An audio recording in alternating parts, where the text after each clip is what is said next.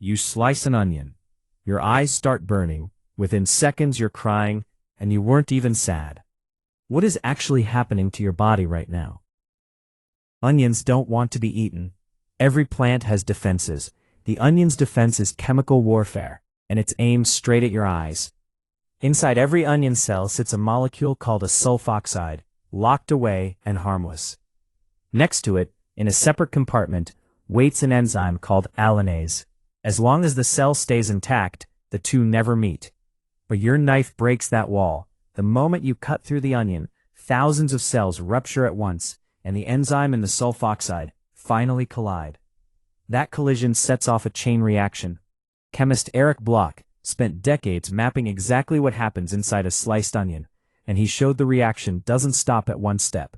It cascades, molecule reshaping molecule, until it produces a gas called syn-propanethyl S-oxide.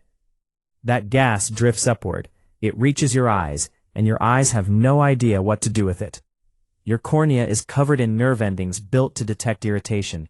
The gas dissolves into the thin layer of tears already coating your eye, and that reaction forms a faint trace of sulfuric acid right on the surface of your eyeball. Your nervous system doesn't pause to analyze it. It just floods the eye with tears to flush the irritant out. That's not sadness, that's a rinse cycle.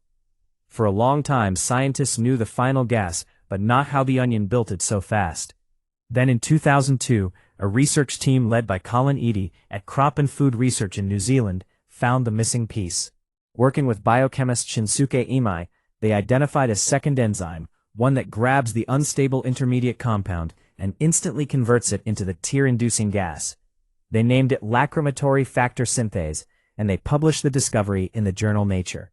Without that one enzyme, cutting an onion would barely irritate you at all. Here's the strange part. That enzyme evolved for something else entirely.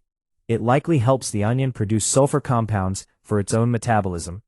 The tears you cry are a side effect, a leftover reaction the onion never designed for you specifically. Isn't it strange that the thing making you cry wasn't built to make you cry? Scientists have since used this exact knowledge to fight back. In 2008, researchers used the New Zealand team's findings to genetically suppress that single enzyme, producing a version of the onion that barely makes anyone tear up.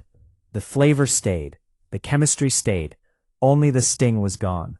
So next time an onion makes you cry, remember what's really happening. You cut open a plant's ancient chemical alarm system. Your eyes reacted exactly the way evolution built them to. And for a few seconds, a vegetable made your body believe it needed to cry.